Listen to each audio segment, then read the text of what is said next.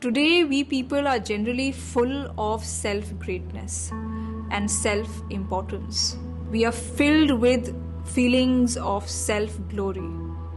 And the moment when we feel that we are being made to do anything which is in any respect lowering our respect or our status or our position and honor, it becomes extremely difficult to bear that.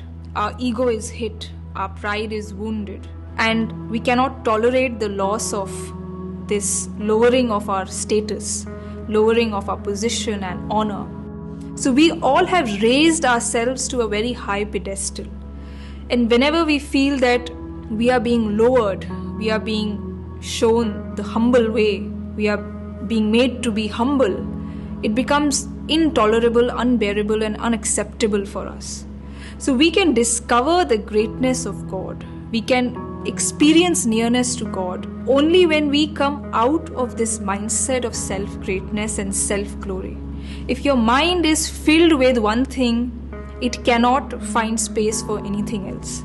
So if your mind, if your thinking is too consumed with your own greatness, your own self-worth and self-importance, you will have no space in your mind to discover the glory of God, to discover the greatness of God. And today we also see that when people meet other people, they are extremely willing and extremely inclined towards finding other people's mistakes. And the moment they are shown or it is pointed to them that they are mistaken, they are ready to refute it immediately. They are unwilling to be shown that they are wrong. So when you're not ready to lower yourself, you feel that if you accept that you are mistaken, you are wrong, that will lower you in some respect compared to others. And you're not ready to accept that lowering. You're not ready to come down from the high pedestal on which you have placed yourself. So when you cannot lower yourself, how can you discover God and God's greatness?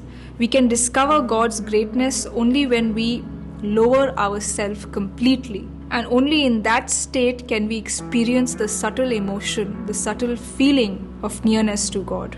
So we have to be extremely cautious and extremely serious in this matter. If we want to have the joy, the comfort, the pleasure of experiencing nearness to God Almighty, if you want to experience closeness to your Creator, if you want to be filled with the feeling that your Creator is nearest to you, if you want to experience the peace that comes from that feeling, then you have to realize that you are humble. You have to take yourself to a position of humility. And you must also know that this humility is your real position. This modesty is your real situation. This is where you actually stand in reality.